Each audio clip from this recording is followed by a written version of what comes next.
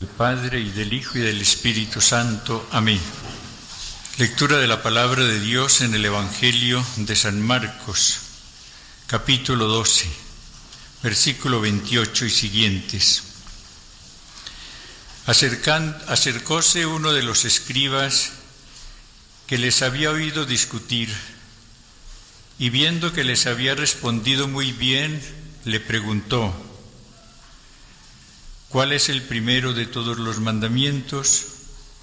Jesús le contestó: el primero es: escucha, Israel, el Señor nuestro Dios es el único Señor, y amarás al Señor tu Dios con todo tu corazón, con toda tu alma, con toda tu mente y con todas tus fuerzas. El segundo es: amarás a tu prójimo como a ti mismo. No existe otro mandamiento mayor que estos. Contestóle el escriba: muy bien, maestro. Tiene razón al decir que Él es el único y que no hay otro fuera de Él. Y amarle con todo el corazón, con toda la inteligencia y con todas las fuerzas, y amar al prójimo como a sí mismo, vale más que todos los holocaustos y sacrificios. Y Jesús, viendo que le había contestado con sensatez, le dijo: no estás lejos del reino de Dios. Y nadie más se atrevía ya a hacerle preguntas. Palabra de Dios. Todos, Señor, reunidos en torno a ti, hacemos un acto de fe en tu presencia, llena de amor, aquí en medio de nosotros. Te damos gracias, Señor, por todo el amor que nos has comunicado y por todos los dones y riquezas de todo orden que has puesto en nuestras personas. Hoy, Señor, queremos ser agradecidos. Queremos descubrir con tu luz, con la luz de tu Espíritu, las manifestaciones de tu amor, todo lo que nos has regalado, Señor. Te pido, Señor, que ahora pongas también tus palabras en mis labios, que comunique tu mensaje, Señor. Derrama tu espíritu de verdad, de amor, de paz sobre todos nosotros en esta mañana. Por todo lo que nos has dado y vas a darnos, te damos gracias, Señor.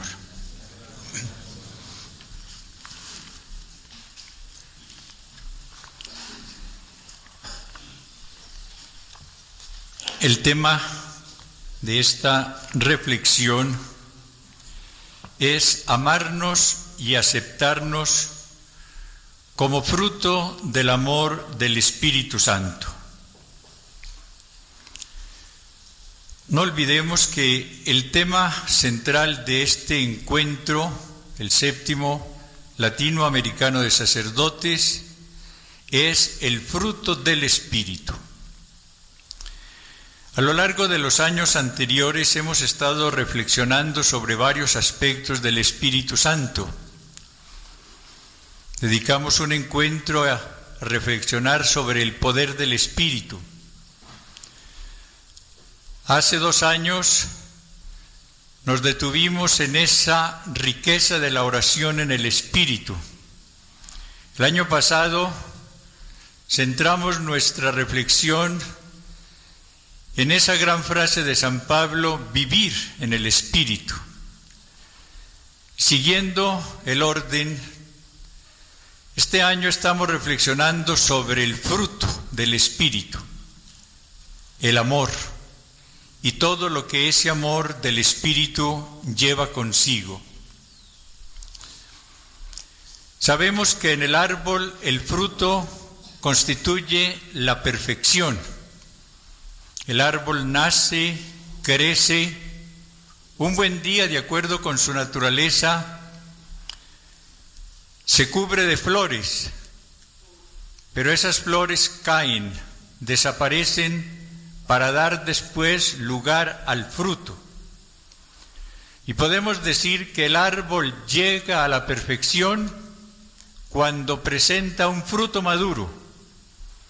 Y es a través de la semilla que está en el interior de ese fruto como el árbol después podrá multiplicarse. En esta renovación espiritual, la obra del Espíritu en nosotros, tenemos que anhelar llegar a recibir los frutos del Espíritu, o el fruto del Espíritu, como en singular lo llama San Pablo en su carta a los Gálatas. Cada día me convenzo más, amadísimos sacerdotes y seminaristas, de aquella gran afirmación de Pablo VI. Para un mundo cada vez más secularizado, nada tan necesario como esta renovación que el Espíritu del Señor está suscitando en los medios y ambientes más diversos. Pero tengo que confesarles que crece mi preocupación al ver cómo en más de un lugar y en más de una vida se está perdiendo esta oportunidad de la renovación espiritual porque nos quedamos en lo superficial, porque nos quedamos en lo accesorio, porque nos quedamos en lo vistoso y no vamos profundizando en esa apertura a la presencia y a la acción del Espíritu.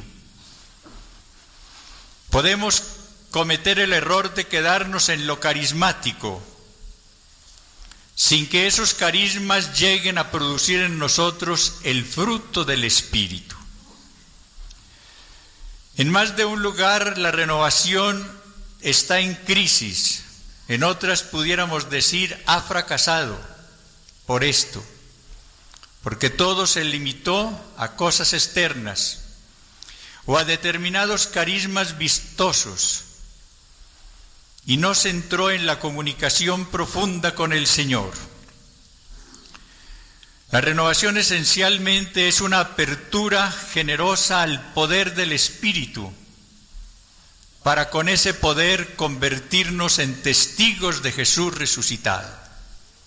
Es algo maravilloso, lo que el mundo necesita.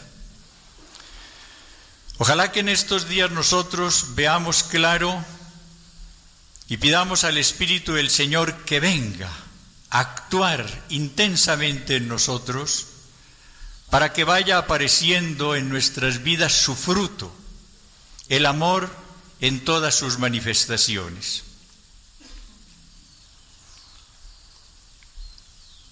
El tema para esta mañana es el amor a sí mismo. Un tema que no es fácil de exponer, porque no es fácil de comprender.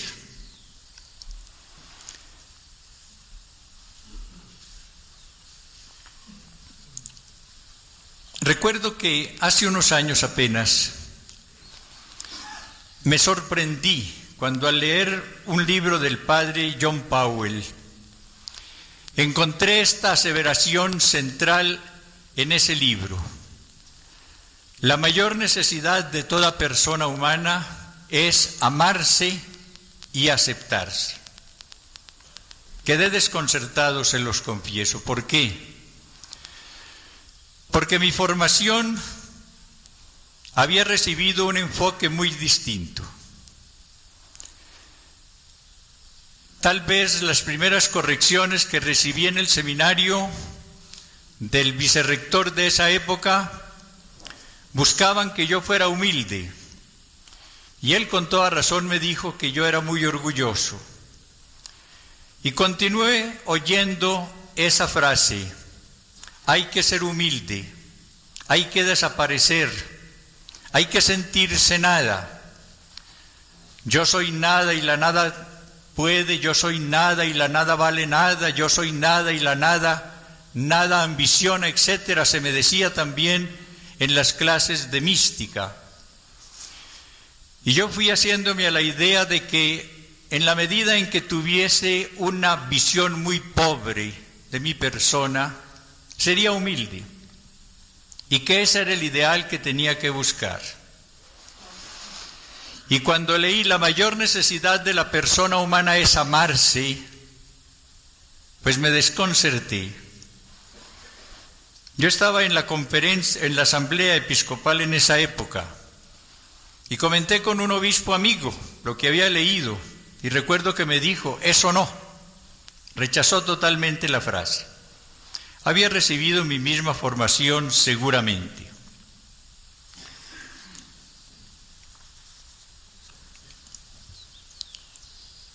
Generalmente nosotros, por lo menos me refiero a varios de los que estamos aquí, crecimos con la idea de que amarse era lo mismo que orgullo. Y son dos cosas totalmente diferentes, totalmente opuestas. Yo creo que si vemos esta diferencia, empezaremos ya a aceptar por lo menos el tema. La mayor necesidad de nuestra vida es amarnos y aceptarnos. Amarse es aceptar, descubrir en su persona los dones de Dios para alabarlo. Eso no es orgullo. Orgullo es buscar su vanagloria y no la de Dios.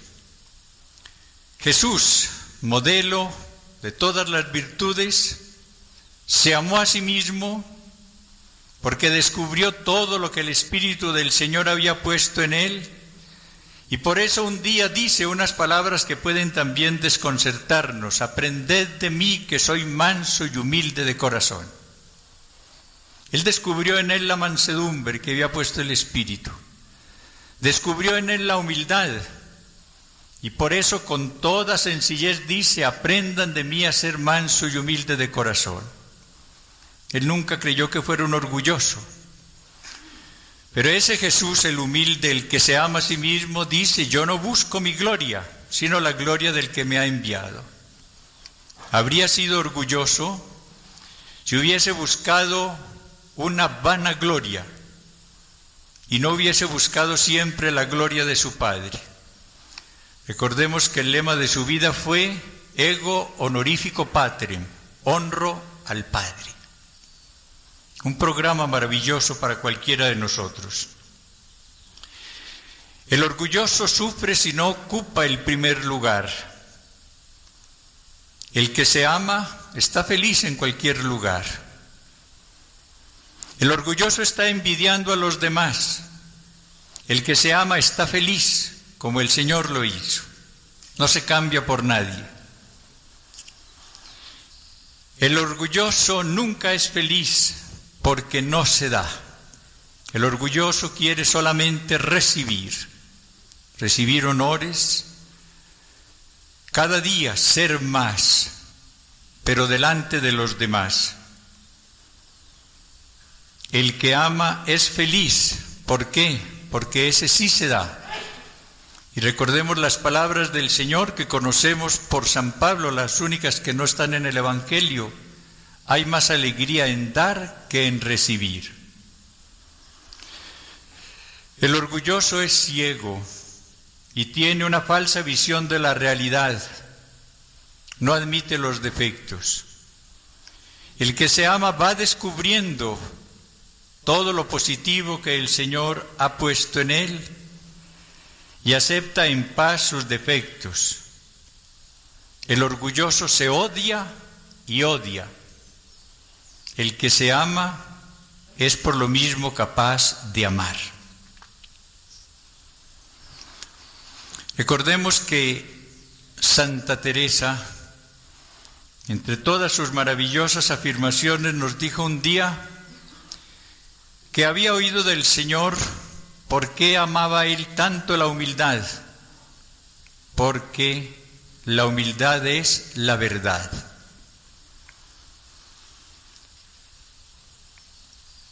Y la verdad es que todos tenemos grandes valores que debemos reconocer, como lo hizo María, para al reconocerlos dar gracias al Señor. La persona más humilde después de Jesús ha sido María, la persona que sinceramente, cuando es proclamada Madre de Dios, se llama la esclava del Señor. Su asentimiento al plan divino lo hace con esas palabras que repetimos todos los días: aquí está la esclava del Señor, hágase en mí según tu palabra. Pero esta mujer maravillosa por la humildad es la que en el Magnificat reconoce todo lo que el Señor le ha dado. Proclama mi alma la grandeza del Señor. Mi espíritu se alegra en Dios mi Salvador, porque ha hecho en mí cosas grandes el Todopoderoso. Por eso me llamarán bienaventurada todas las generaciones. La humildad de María no consistió en decir yo no sirvo para nada, yo no puedo hacer nada, yo no tengo nada. Ella descubre todo lo que el Señor ha hecho en ella, ha hecho en mí maravillas el Todopoderoso. Pero no se va a enorgullecer con esto, no va a buscar una vanagloria con esto, se dedica a proclamar la grandeza del Señor, a bendecir al Señor. Precisamente porque María se amaba, y se amaba profundamente, por eso pudo amar tan intensamente a su Hijo. Y por eso pudo amarnos y puede amarnos tan intensamente a todos nosotros. Y el gran secreto, ¿por qué Jesús nos amó hasta la muerte y muerte de cruz? ¿Por qué nos amó hasta el fin, hasta el exceso, hasta el último límite? Es ese también. Con el amor del Espíritu se amaba a sí mismo. Porque no olvidemos este enfoque. Cuando hablamos de amarnos de una manera profunda, se trata de amarnos con el amor del Espíritu. La única fuente del amor es el Espíritu Santo, el amor en la Trinidad y el que derrama el amor en nuestros corazones. Cuando se trate de amor de una persona a Dios, del amor de una persona al prójimo, del amor de una persona a sí mismo, se trata del amor que recibe del Espíritu Santo, la fuente del amor. Si perdemos este enfoque, yo creo que nunca llegaremos a comprender esta realidad y esta necesidad. La realidad de los que aman porque se aman primero, y la necesidad que tenemos de amarnos para poder amar a los demás. El precepto del amor que nos dio el Señor es amar al prójimo como a nosotros mismos. Y yo creo que tal vez nunca o pocas veces nos hemos dedicado a pensar en esa realidad. Yo necesito amar al prójimo como a mí mismo. Ayer hacía el Padre Carlos el enfoque, que es válido, mediante el cual yo generalmente me pongo como centro en mi vida. Y entonces al amar al prójimo, debo poner al prójimo como centro en mi vida. Pero aquí se trata de algo más profundo, es de tener un verdadero amor a su propia persona, el amor del Espíritu, para poder entonces amar al prójimo como yo me amo, no con un amor falso, no con un amor que es orgullo o es egoísmo, con el auténtico amor del Espíritu. Y uno se sorprende cómo estas palabras del Señor, las que leímos al principio, que abarca toda la perfección del amor, amar primero a Dios con todo el corazón, con todo el alma y con todas las fuerzas, y amar al prójimo como a sí mismo, estaban ya en el Levítico. Palabras amar al prójimo como a sí mismo no las dijo el Señor por primera vez. En el capítulo 19 del Levítico, en el versículo 15 y siguientes, encontramos estas palabras: siendo juez no hagas injusticia, ni por favor del pobre, ni por respeto al grande. Con justicia juzgarás a tu prójimo. No andes difamando entre los tuyos. No demandes contra la vida de tu prójimo. Yo Yahvé. No odies en tu corazón a tu hermano, pero corrige a tu prójimo para que no te cargues con pecado por su causa. No te vengarás ni guardarás rencor contra los hijos de tu pueblo. Amarás a tu prójimo como a ti mismo. Yo Yahvé. O sea, que hace muchos siglos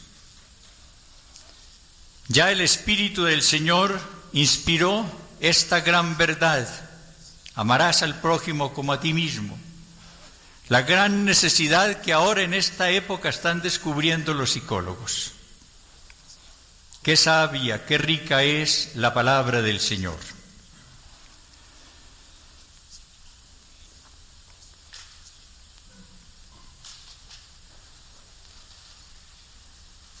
El precepto del Señor, amar al prójimo como a nosotros mismos. La consecuencia muy clara es: si no nos amamos, ¿cómo vamos a amar a nuestro prójimo? Si nos amamos poco, amaremos poco a nuestro prójimo. Si nos amamos mucho con el amor del Espíritu, amaremos intensamente a nuestro prójimo. Pero aquí nos enfrentamos con la realidad de nuestras vidas y la realidad de muchas vidas. Fuimos formados de una manera muy imperfecta y mediante esa formación fuimos adquiriendo una imagen muy negativa de nosotros. Cuando uno, por ejemplo, trata no solamente con sacerdotes o con religiosas, sino con matrimonios, encuentra la tremenda dificultad de vivir en comunidad amorosa, en comunión de amor. En el caso, por ejemplo, de los esposos, uno descubre cada vez que trata con las parejas cómo en la mayor parte de las esposas y de los esposos hay una gran dificultad para creer en el amor del otro y la limitación en la apertura para recibir el amor del otro. Y la explicación es siempre la misma: ¿cómo puede amarme mi esposo siendo yo lo que soy?, dice la esposa. Y lo mismo puede decir el esposo. En el sacerdote pasa lo mismo. No va a creer en el amor de sus compañeros, ni en el amor de la gente, ni en el amor de nadie, porque puede tener la idea: yo soy un infeliz, yo no sirvo para nada, yo soy la podredumbre, la pobreza suma, a mí nadie puede quererme. Esa imagen negativa que tiene uno ahora, ¿cómo la fue adquiriendo? Desde los primeros años especialmente. Cuando a través quizás de una madre equivocada, o de un padre, o de un maestro, o de un hermano mayor, empezó uno a oír frases como estas: tú no sirves para nada, tú no puedes ir a ninguna parte. Las comparaciones del hogar: fíjate fulano en fulana, tu hermano o tu hermana mayor. Este hijo sí me va a dar a mí muchas alegrías, tú no me vas a dar sino dolores de cabeza. Y aquel niño o aquella niña va adquiriendo una imagen tremendamente negativa. Yo no voy a poder dar nada, yo no voy a servir para nada, yo soy un fracaso. La persona que empieza a despreciarse por lo negativo que escucha, que cada día se va sintiendo más incapaz de recibir amor, porque cree que no lo merece. Y cuando se lo dan, es a veces un amor condicionado. Es lo que nos pasó a la mayor parte de nosotros.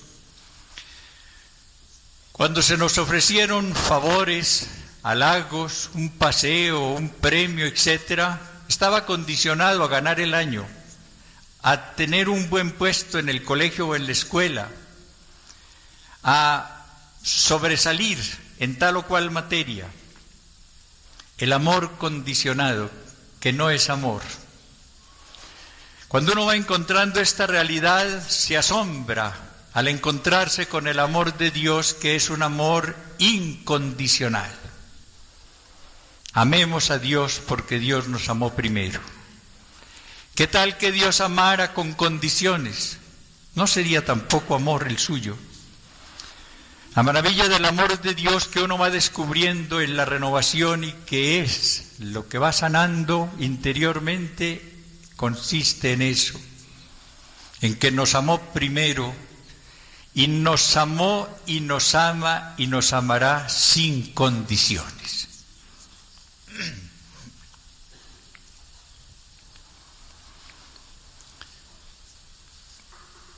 El padre de Grandis, que tiene un estudio muy interesante sobre este punto, trae 3 elementos que son los que van formando la imagen negativa en nosotros. En primer lugar, cita los rechazos que recibimos en el hogar, en la escuela, en el seminario, en el presbiterio, etc. Un elemento todavía peor, la culpa, el complejo de culpa. El creer que porque cometimos tal falla, sobre todo en los primeros años, estamos perdidos. El sentirnos con un complejo que cada día nos va dando la inseguridad en el perdón del Señor, y el creer que por esa culpa nosotros merecemos todos los castigos. Porque cuando nos sentimos con una imagen negativa delante del Señor por la culpa, con mayor razón la sentimos delante de las personas. Y luego algo que es tremendo, el perfeccionismo.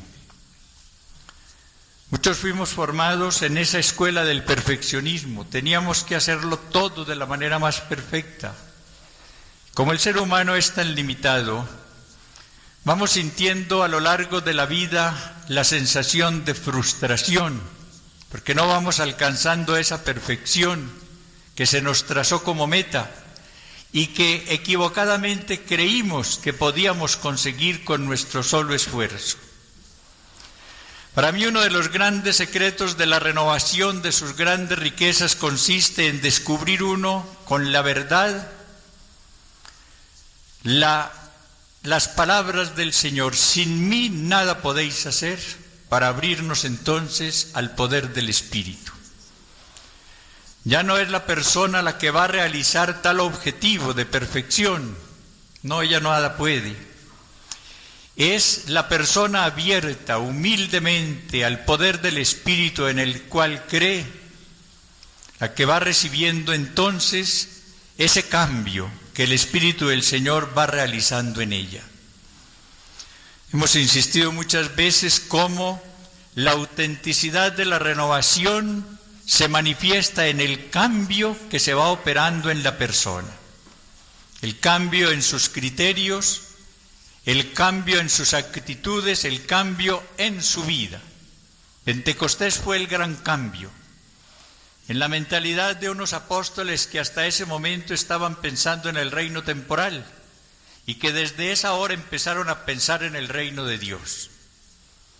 Unos tímidos y miedosos que se llenan del poder del Espíritu y abren las puertas que tenían cerradas para proclamar que Jesús ha resucitado y que ha sido exaltado por el Padre y ha sido constituido por Él Señor y Cristo.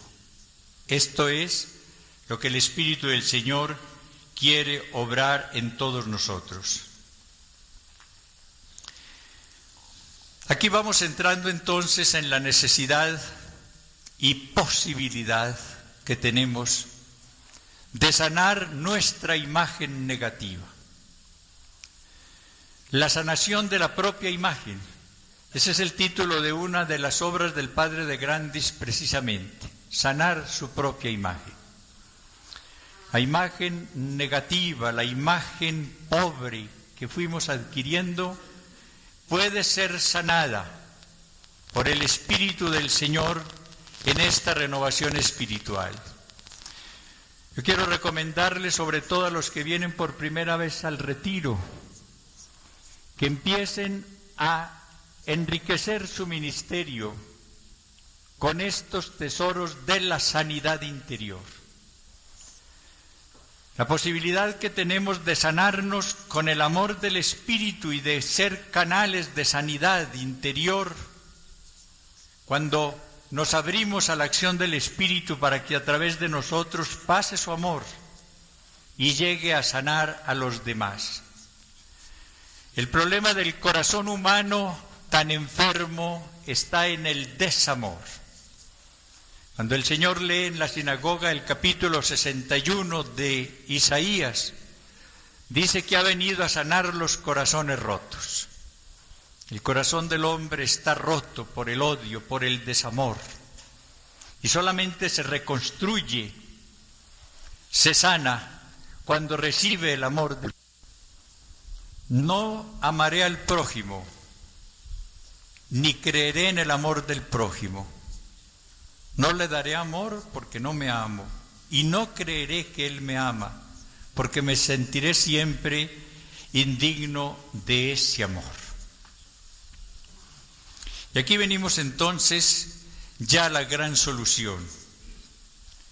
La fuente del amor es el Espíritu Santo, y solo con el amor del Espíritu llegaremos a amarnos. Y cuando aparezca en nosotros este fruto del Espíritu, el amor a nosotros, este fruto se proyectará a los demás. Amaremos porque nos amamos con el amor del Espíritu. En esta obra de sanidad interior, para producir en nosotros el fruto del amor a nuestra persona, el Espíritu Santo empieza por concedernos la gracia de perdonarnos, de perdonar al Señor y de perdonar a nuestros hermanos. Quizás no nos hemos detenido nunca a pensar en el odio que nos tenemos a nosotros, en el odio que hemos acumulado contra nosotros, por determinados fracasos, por aquellas equivocaciones, por los problemas que nos creamos con determinadas actitudes, inclusive por los defectos físicos que tenemos. No nos perdonamos. A veces guardamos un gran resentimiento contra nosotros. Y la obra del Espíritu Santo, que es de reconciliación, busca que primero nosotros nos reconciliemos con nuestra realidad personal, para que al reconciliarnos podamos amarnos. En ratos de oración nosotros iremos descubriendo con la luz del Espíritu cuántos resentimientos tenemos contra nosotros, con nosotros. Y en esa oración nosotros conseguiremos la gracia de perdonarnos en tal momento de nuestra vida, en tal fracaso, en tal crisis, en tal equivocación. Y perdonar entonces a Dios. Recuerdo que cuando oí por primera vez esa frase también me sentí muy incómodo. Me pregunté, ¿cómo puede uno hablar de perdonar a Dios? Y fui descubriendo que hay más resentimiento contra el Señor de lo que nos imaginamos. ¿Cuánta gente vive resentida con Él por su sexo? Porque oyó desde el principio que el padre quería un hijo y nació una niña o viceversa. ¿Cuánta gente vive resentida con el Señor por el color de su piel, por el medio social en el cual nació y creció, por su físico, por su inteligencia, por tantas cosas? Y esta gente vive únicamente quejándose de lo que no tiene y nunca agradece todo lo que tiene. Es la visión negativa que impide que uno se abra al amor del Señor, porque si está pensando solamente en reclamos para el Señor, ¿cómo va a experimentar amor a ese Dios contra el que no tiene sino quejas? ¿Cuánta necesidad tenemos de perdonar a Dios en ese sentido? De descubrir todo lo que Él nos ama para cambiar esa situación de queja por la alabanza. ¿Qué es lo que va predominando en la persona que entra en la renovación? La alabanza. A muchos sacerdotes les cuesta a veces admitir inclusive la oración de alabanza. Pero uno va viendo cómo el campesino, el joven, la religiosa, el sacerdote que profundiza en la renovación se convierte en la persona de la alabanza y va cambiando la queja de antes por la alabanza. Claro que a veces, como dice Juan Carlos Ortiz, nos quedamos en la quejabanza, una mezcla de quejas y de alabanzas, pero bueno, progresamos un poco si tenemos ya la quejabanza en lugar de solamente la queja de antes. Pero el ideal es que lleguemos a la alabanza. El cielo será la oración de alabanza y tenemos que irlo preparando ya desde ahora. El Espíritu Santo en esta sanidad de nuestra propia imagen nos va dando la gracia también de perdonar al prójimo,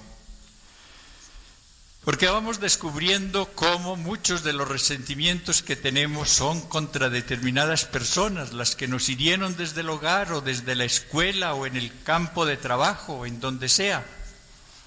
Y solamente a través de esa reconciliación iremos preparando el camino del amor. Solamente el árbol del amor llegará a dar fruto cuando nosotros estemos en paz, estemos reconciliados con Dios, con el hermano y con nosotros. Enseguida el Espíritu Santo en esta tarea que va a terminar en el fruto, en su fruto del amor a nosotros, en este caso, nos va mostrando con su luz todos los valores que tenemos para que nos convirtamos en alabanza de gloria de su gracia. No nos quedamos solamente en la etapa de perdonarnos y de perdonar, sino que entramos a descubrir todos los valores que hay en nosotros.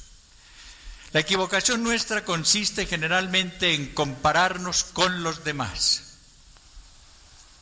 en ver qué tienen ellos y no tenemos nosotros para quejarnos más.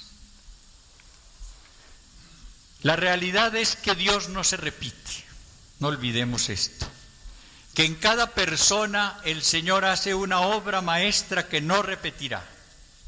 El gran mensaje de ese libro de Ockman Dino, El mayor milagro del mundo, es ese, el descubrir cada uno de nosotros la realidad de la obra maravillosa que el Señor hizo y que no va a repetir. El Señor hace en cada persona humana una obra maestra y rompe el molde. Nunca repetirá dos seres humanos. El Señor hace una obra maravillosa en cada ser humano y se siente feliz con lo que hizo en cada persona. Pero esa persona, las más de las veces, está descontenta. Yo no tengo la inteligencia de fulano, no tengo la facilidad de expresión de sutano, yo no tengo el éxito en el trato con los demás de perencejo, ¿no? ¿Qué no tengo? Si nos damos a la tarea de descubrir con la luz del Espíritu, y esa luz nos llega también a través de las personas, de muchos medios, los valores que el Señor ha puesto en nosotros, la imagen irá cambiando. Y en lugar de ese desprecio que antes experimentábamos por nosotros, iremos empezando a recitar como María su Magnífica. Mi alma glorifica al Señor, porque ha hecho en mí cosas grandes. Y nos dedicaremos a proclamar, a ensalzar, a glorificar al Señor, a pronunciar nuestro propio Magnificat, auténtico, sincero, salido del corazón.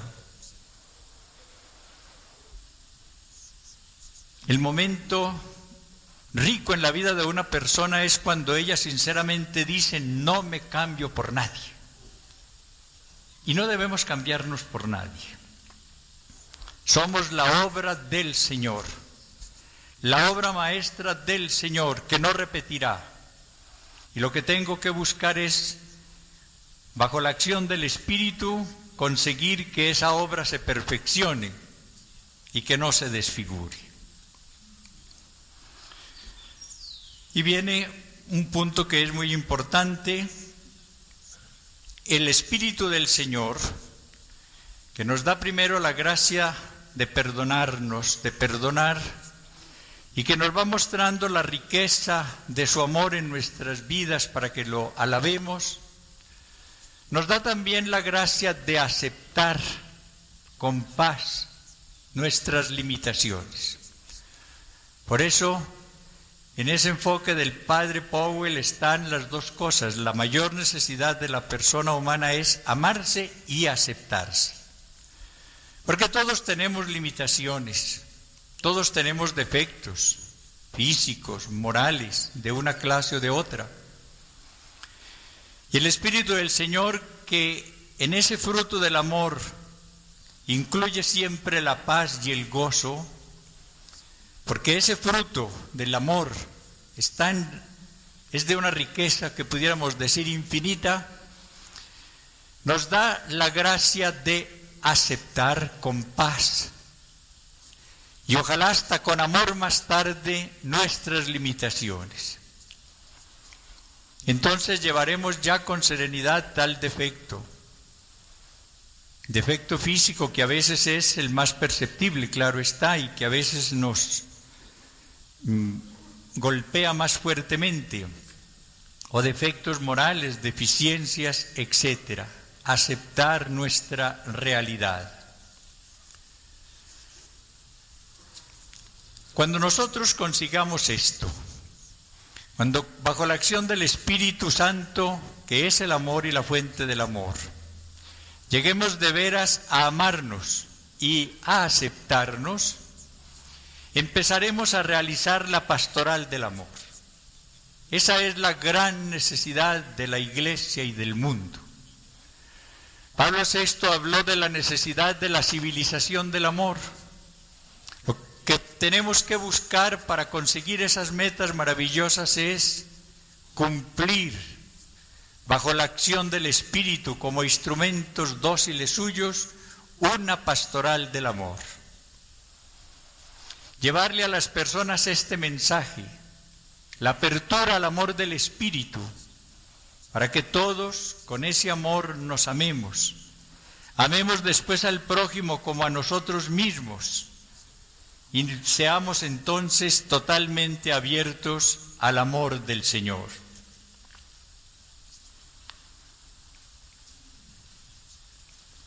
Finalmente, es en la oración. Y si el Señor nos concede la gracia de la contemplación infusa, ¿dónde y cómo? Nosotros iremos recibiendo este fruto del amor del Espíritu Santo. ¿Por qué? Porque orar es intercambiar amores con Dios, no olvidemos esto. Orar es recibir el amor del Espíritu para con él poder amar al Señor y recibir el amor que el Señor quiere comunicarnos en su Espíritu. Orar es entrar en un horno de amor, en un abismo de amor, en un incendio de amor. Y la contemplación infusa es precisamente eso, recibir el peso del amor de Dios. Y cuando una persona va experimentando el peso del amor de Dios, llega a una conclusión muy lógica. Si Dios me ama, y me ama porque estoy experimentando su amor, no es una especulación que hago de que Dios me ama por esto, por aquello, sino que Él está derramando el amor en mi vida y lo estoy experimentando, tengo que concluir, luego no soy la miseria que yo me llamo, luego no tengo que despreciarme, Tengo que amarme con ese amor del Señor. Ojalá nosotros llevemos este mensaje a las religiosas, a todos los sacerdotes, a los seglares. Llegar a una oración de intimidad con el Señor.